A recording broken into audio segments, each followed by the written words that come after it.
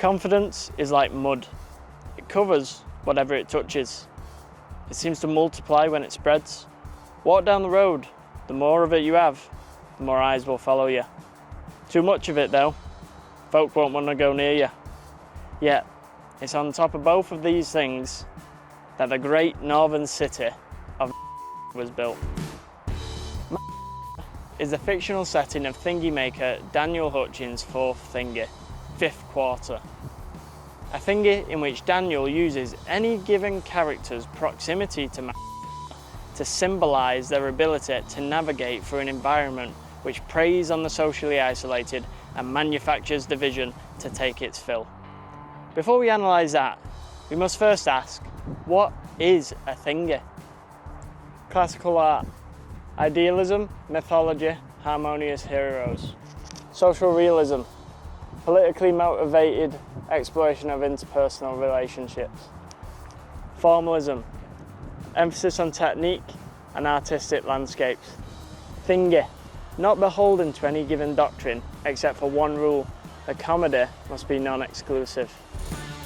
My name is Harry Main and this is Contagious Competence in Fifth Quarter. Dan creates an apathetic setting for his characters to grapple with, and he does this with the conventions of a travelogue film. With the opening montage, he juxtaposes the hard, straight lines of the city with kinetic glimpses into the daily lives of every character on the roster. In the Fifth Quarter's director's commentary, Dan calls these characters players and their respective scenes plays. Now, to me, this actually aligns all of the players on the same team, in opposition, in unison against the system, represented by the city, referred to as the court. Players are rewarded for the plays they make, with agency in their own destinies within the story of the thingy. And players who refuse to make plays are punished.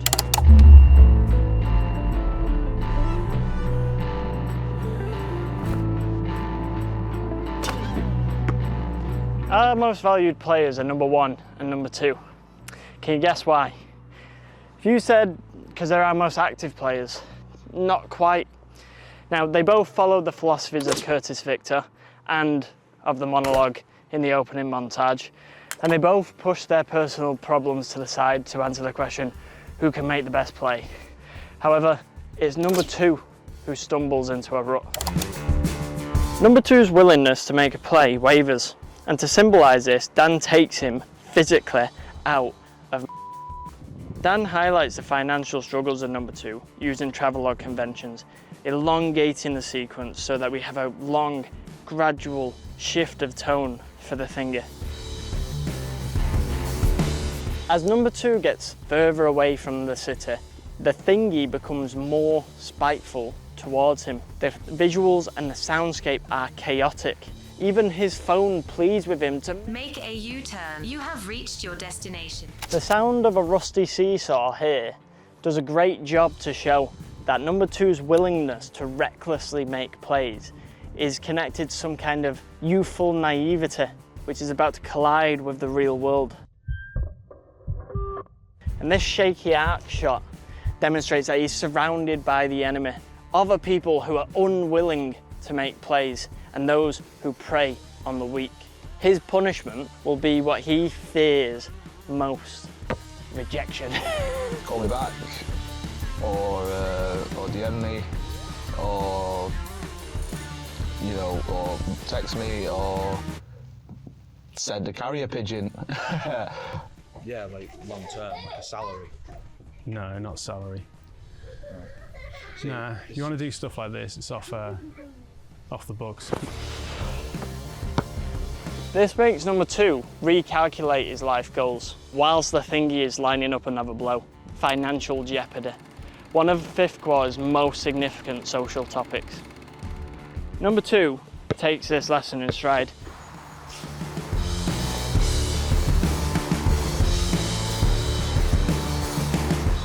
Actually, number 2's next play forced number 1 into a shootout. Number 2's paycheck against number 1's new trainers. It's ballsy, it's unethical, it's probably illegal. And that's why the Bobby comes sniffing. And much to the pleasure of the thingy, the only player more mad for it than number 2 is number 1. He's just spent the full day robbing from his own work. This duel is one of bravado, ill-gotten gains for ill-gotten gains. Number 2 repossesses your car and he gambles away what it was worth to him the same afternoon. So does the thingy reward them? Of course, the court is amoral. When all is said and done, the net losses of our MVPs are 0. The melodrama is just a celebration of full-blooded foolhardiness. And as our lads were grafting away, another made their move. A classically idealistic, harmonious hero who manages to make a play whilst maintaining her merit. Not that the thingy cares about her morals. Number 4. Hey! She asserts herself into the play, acting as a thingy would in this moment, bestowing an opportunity onto number 1 and number 2. All I need is some basketballers who can hack coaching in underprivileged areas. What do you say? But for these lads, making a play is inseparable from material gain. They pause, still here to make a play. Number 4 knows this too. 4 passes the ball to the lads, It's paid work. so they can finish the alley-oop with a slam dunk. How much?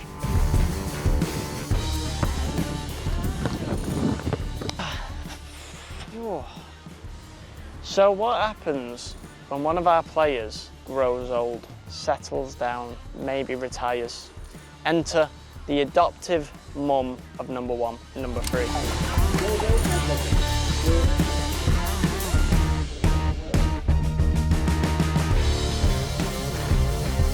Former national b-baller and Bobby on the beat. I imagine when number 3 was the age of our other characters, she had the same street dog mentality that we see in them.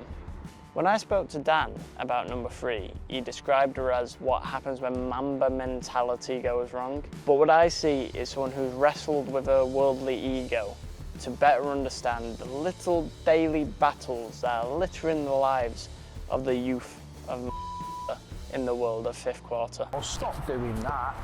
You're embarrassing yourself. She uses her street wisdom differently to how number 1 and number 2 do. She coaches younger players to play basketball, whilst also policing the local kids and maintaining the peace. Keeping the peace is something that number 1 and number 2 haven't seen as useful to develop as a skill. If the Mamba mentality is the pursuit of competitive domination of an opponent, then number 3 has gone beyond this with her own brand of malicious obedience on the court.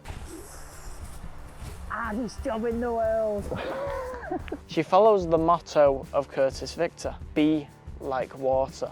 She still has troubles though, parenting. Look at her dream sequence. I don't need your help.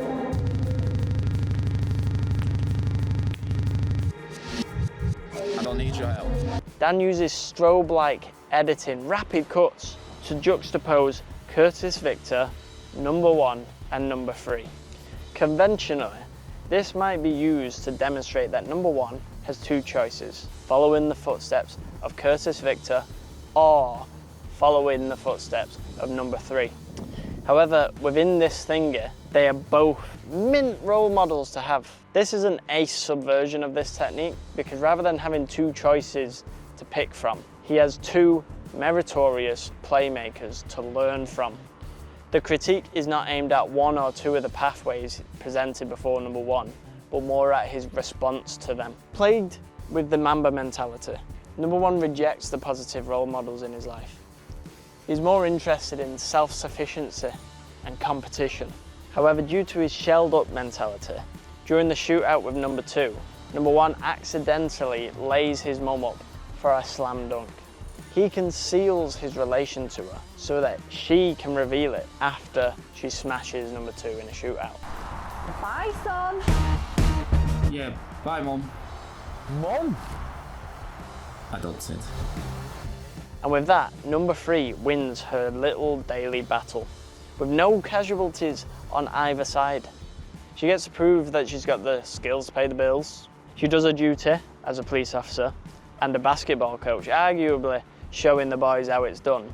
She keeps number 1 out of trouble without overstepping her boundaries as a parent. And it's for that reason that my most valued player of fifth quarter is number 22, played by Sydney Hutchings, for his unmatched stunt work.